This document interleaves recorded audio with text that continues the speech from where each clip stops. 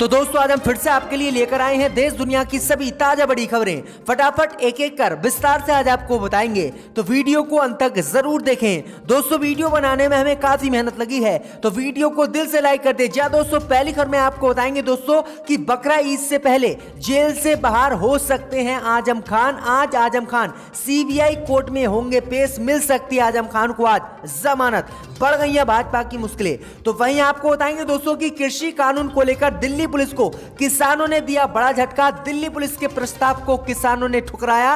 22 जुलाई को संसद का घेराव करेंगे किसान। तो वहीं आपको बताएंगे दोस्तों कि यूपी उत्तराखंड के बाद दिल्ली सरकार ने भी रद्द की कांवड़ यात्रा। उल्लंघन करने पर कांवड़ियों को डाला जाएगा जेल में, केजरीवाल ने कर दिया है ऐलान। तो वहीं आपको बताएंगे दोस्तों कि सुअर के गोश्त पर बैन लगाने की असम में मुसलमानों ने की है मांग। भाजपा बोली जल्द करेंगे आपके इस ऐलान पर कार्रवाई। तो वहीं आपको बताएंगे दोस्तों कि मोदी अमित शाह को हो सकती है जेल। भाजपा नेता सुब्रमण्यम स्वामी ने किया खुलासा।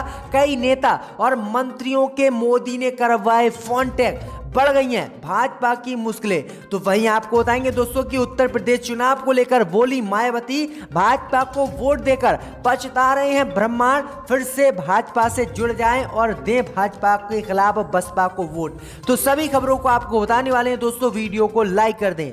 इसी बीच बढ़ दोस्तों अगली खबर की ओर। तो आजम खान आज सीबीआई कोर्ट के सामने होंगे पेश। जल निगम भर्ती घोटाले का है मामला। जी हां दोस्तों, आपको बता दें ये बड़ी खबर सामने निकल कर आई दोस्तों कि रामपुर से सांसद आजम खान की मुश्किलें एक बार फिर से भाजपा ने बढ़ा दी हैं। दरअसल आपको बता दें कि आजम खान आज सीबीआई कोर्ट के सामने पेश होंगे। दरअसल आपको बता दें कि उत्तर प्रदेश में भाजपा सरकार ने आरोप लगाया है कि जब उत्तर प्रदेश में समाजवादी पार्टी की सरकार थी और आजम खान विकास मंत्री थे, तो जब यूपी में जल निगम विभाग में 13,000 भर्ती हुई थी और इन भर्ती में आजम खान ने बड़ा घोटाला किया था। आजम खान पर भाजपा ने आरोप लगाए हैं कि इन भर्ती में आजम खान ने कई लाख रुपए लेकर बच्चों को लगवाया था और उनका रिजल्ट भी जारी नहीं किया था।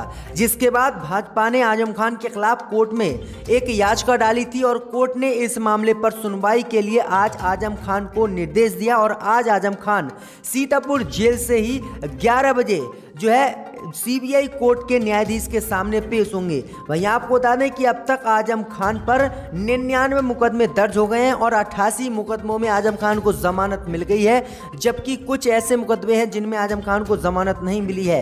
अगर आज आजम खान को इस मामले में जमानत मिल गई तो जल्दी आजम खान जेल से रिहा भी हो सकते हैं। तो ये बड़ी अपडेट आ रही दोस्तों।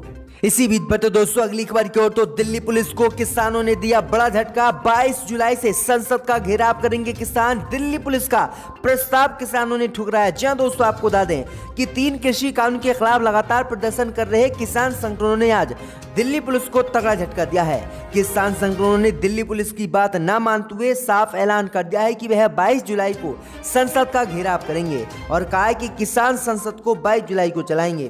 दरअसल आपको बता दें कि दिल्ली पुलिस ने रविवार को किसान संगठनों से बातचीत की थी। किसान संगठनों के एक नेता की ओर से कहा गया था कि इसमें दिल्ली पुलिस ने 22 जुलाई से 3 कृषि कानून के खिलाफ संसद के समक्ष प्रदर्शन में प्रदर्शनकारियों की संख्या कम करने को कहा था, जिससे किसानों ने अस्वीकार कर दिया और किसानों ने साफ कहा है कि 200 किसान मार्च करेंगे और किसी कीमत पे भी हम दिल्ली पुलिस की बात नहीं मानेंगे। तो ये बड़ी अपडेट आ रही। वहीं दिल्ली पुलिस अलर्ट मोड पर है और दिल्ली पुलिस ने 7 दिल्ली मेट्रो स्टेशन अलर्ट पर रखने का ऐलान किया है, जिससे कि संसद तक किसान ना पहुंचे। तो किस तरह से दिल्ली पुलिस भी भाजपा का साथ दे रही है। इसी बीच बढ़ते दोस्तों अगली खबर की ओर। तो यूपी उत्तराखंड के बाद दिल्ली सरकार ने भी कांवड़ यात्रा पर लगाई रोक। उल्लंघन करने वालों को होगी जेल। जी दोस्तों आपको बता दें कि दिल्ली सरकार ने कांवड़ यात्रा को रद्द करने का आज फैसला लिया है।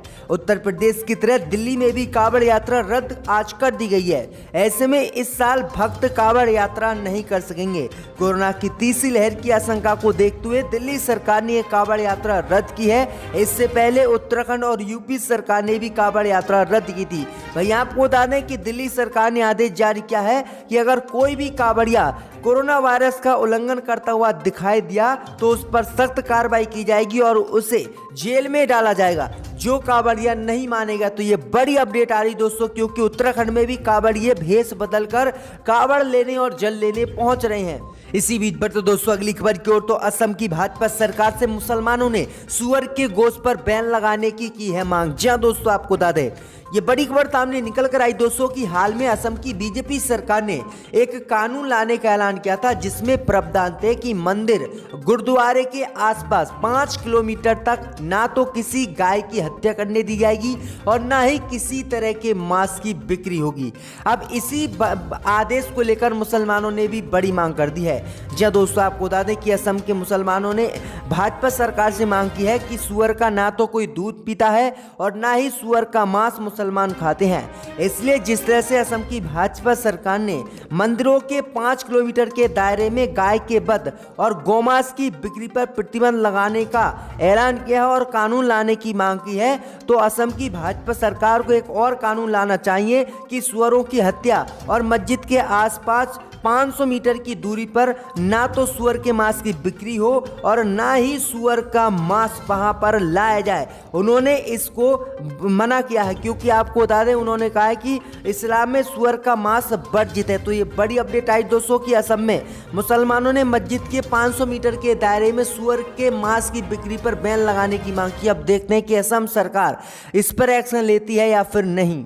इसी बीच बढ़ते दोस्तों अगली खबर की ओर, तो मोदी अमित शाह को हो सकती है जेल, भाजपा नेता करने वाले हैं बड़ा खुलासा, बढ़ गई है मोदी अमित शाह की मुश्किलें। जी दोस्तों, आपको बता दें ये बड़ी खबर सामने निकल कर आई दोस्तों कि प्रधानमंत्री मोदी और गृह मंत्री अमित शाह बुरी तरह से फंस गए हैं। दरअसल आपको बता दें कि बीजेपी नेता सुब्रमण्यम स्वामी सनसनीखेज दावा करने वाले हैं। उन्होंने कहा कि कई नेताओं और मंत्रियों सहित पत्रकारों के फोन टैप प्रधानमंत्री मोदी ने कराए थे और मैं इसका खुलासा करूंगा। अगर ये बात उनकी सही निकली तो प्रधानमंत्री मोदी और गृह मंत्री अमित शाह की मुश्किलें बढ़ सकती हैं और इनको जेल हो सकती है। दरअसल आपको बता दें कि सुब्रमण्यम स्वामी ने कहा कि वाशिंगटन पोस्ट और लंदन गार्जियन एक रिपोर्ट प्रकाशित करने वाले हैं। स्वामी ने कहा कि इस रिपोर्ट में प्रधानमंत्री नरेंद्र मोदी के कैबिनेट के मंत्रियों, राष्ट्रीय स्वयंसेवक संघ के नेताओं और सुप्रीम कोर्ट के न्यायाधीश सहित पत्रकारों के फोन टैप करने का काम इजराइल की फर्म पेगासस को दिए जाने का खुलासा मैं करूंगा। अगर इसकी पुष्टि होती है कि प्रधानमंत्री मोदी ने इजराइल की इस फेयर फार्म से अगर देश के इन बड़े बड़े नेता और न्यायाधीशों के फोन टैप कराए हैं तो प्रधानमंत्री मोदी को जेल भी हो सकती है और केस भी प्रधानमंत्री मोदी और अमित शाह पर चल सकता है। तो ये बड़ी अपडेट आ रही है, बुरी तरह से अमित शाह और मोदी फंस गए हैं। बीजेपी नेता बड़ा खुलासा आज करने वाले हैं। इसी बीच पर तो दोस्तों अगली खबर की ओर, तो ओवैसी की पार्टी का ट्विटर अकाउंट हुआ हैक, एलन मस्क की भाजपाइयों ने लगाई फोटो। जी दोस्तों, आपको बता दें कि असदुद्दीन ओवैसी की party All India Majlis-e Ittehadul Muslimeen का ट्विटर अकाउंट रविवार को हैक हो गया। हैकर्स ने पार्टी के नाम की जगह एलन मस्क का नाम लिख दिया। इतना ही नहीं, ट्विटर डीपी पर एलन मस्क की फोटो भी लगा दी। एलन मस्क दुनिया के दूसरे सबसे अमीर शख्स हैं। वे स्पेस एक्स और टेस्ला जैसी कंपनी के मालिक हैं। इस बीच ट्विटर ने रविवार को एआईएमएम के यूपी चीफ का ट्विटर अकाउंट भी बैन कर दिया था। हालांकि इसे अस्थायी रूप से बैन किया था, जिसके बाद इसे खोल दिया गया है। दरअसल आपको बता दें कि उत्तर प्रदेश में ओवैसी ने 100 सीटों पर विधानसभा चुनाव लड़ने का ऐलान किया था, जिसके बाद भाजपा नेता बुरी तरह से ओवैसी से डरे हुए हैं और इसलिए ओवैसी की पार्टी के ट्विटर अकाउंट और उत्तर प्रदेश चीफ एमआईएम का भी अकाउंट हैक करवाया जा रहा है। तो ये बड़ी अपडेट आ रही है दोस्तों। इसी बीच बट दोस्तों अगली खबर की ओर, तो जामिया के कब्रिस्तान में दफनाया जाएगा दानिश सिद्दीकी का शव। कई गोलियों से अफगानिस्तान में हुई थी मौत। जहां दोस्तों आपको बता दें कि अफगानिस्तान में मारे गए भारतीय पत्रकार दानिश सिद्दीकी की मौत बंदूक की कई गोलियों से हुई है। काबुल स्थित भारतीय दूतावास ने रविवार को दानिश सिद्दीकी के मृत्यु प्रमाण पत्र मिलने के बाद इस बात की पुष्टि की है। दानिश के शव को अफगानिस्तान से दिल्ली ला दिया गया है और दिल्ली के जामिया स्थित कब्रिस्तान में इनको दफनाया जाएगा। सिद्दीकी का पार्थिव शरीर काबुल से एयर इंडिया की उड़ान के जरिए रविवार शाम 5:40 बजे दिल्ली पहुंच गया है। तो ये बड़ी अपडेट आई दोस्तों, क्योंकि ये बड़े पत्रकार थे और विदेशों में इन्होंने रिपोर्टिंग की थी, लेकिन तालिबान ने हमला किया इनके ऊपर और इनकी मौत उस हमले में हो गई। तो ये बड़ी अपडेट आ रही दोस्तों। इसी बीच पर तो दोस्तों अगली खबर की ओर, तो कांग्रेस हाईकमान ने लिया बड़ा फैसला, नवजोत सिंह सिद्धू को बनाया गया पंजाब प्रदेश कांग्रेस का अध्यक्ष। जी दोस्तों, आपको बता दें कि पंजाब में कांग्रेस पार्टी में जारी अंतरकलह के बीच कांग्रेस अध्यक्ष सोनिया गांधी ने बड़ा फैसला किया।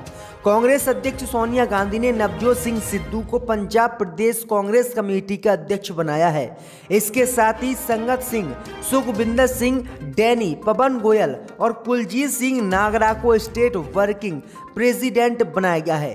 कांग्रेस अध्यक्ष के इस फैसले के बाद सीएम अमरिंदर सिंह के खेमे को मायूसी हाथ लगी है। विधायक अमरिंदर सिंह राजा ने नवजोत सिंह सिद्धू को बधाई दी है।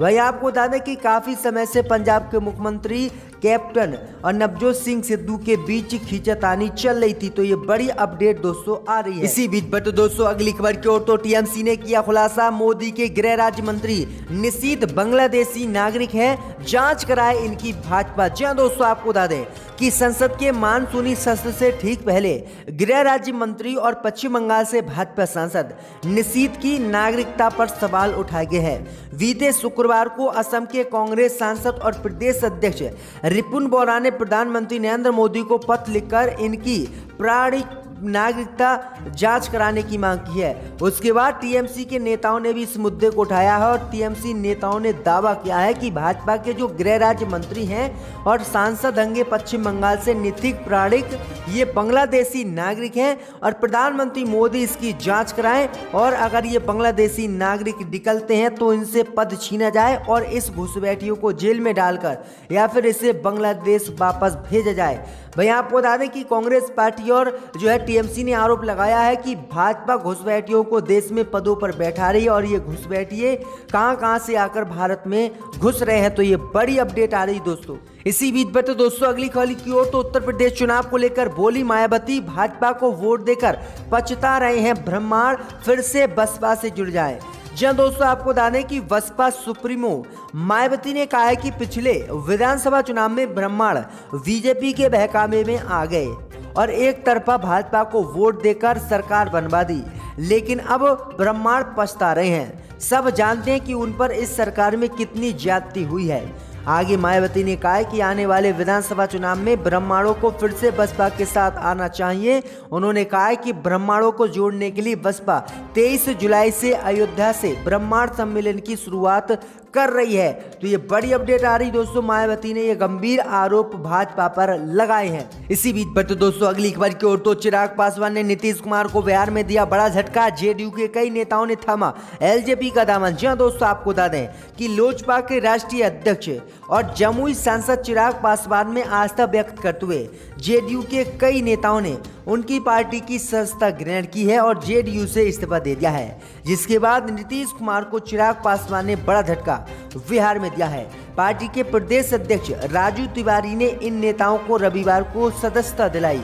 चिराग पासवान ने पार्टी की सदस्यता ग्रहण करने पर नेताओं को बधाई दी और कहा कि लोजपा के प्रति लोगों की आस्था बढ़ी। आशीर्वाद यात्रा के दौरान भी विभिन्न जिलों में लोगों का अपार जन समर्थन मुझे मिला है। तो ये बड़ी अपडेट आ रही है, बड़ा झटका नीतीश कुमार को बिहार में लग गया है। इसी बीच पर तो दोस्तों अगली खबर की ओर तो जनसंख्या नियंत्रण कानून को लेकर भाजपा नेता ने दिया विवादित बयान। जी दोस्तों, आपको बता दें कि मध्य प्रदेश में भी जनसंख्या नियंत्रण कानून का मामला अब उठने लगा है। मैं आपको बता दें कि अब शिवराज सरकार में पंचायत एवं ग्रामीण विकास मंत्री महेंद्र सिंह सिसोदिया ने एक विवादित बयान दिया है।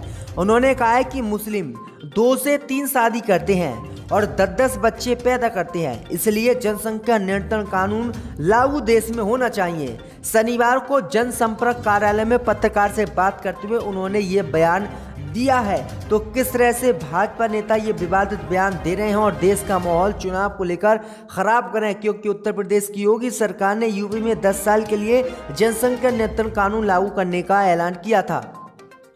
द्वारा इस ऐवान में आकर अपनी बात को रखने का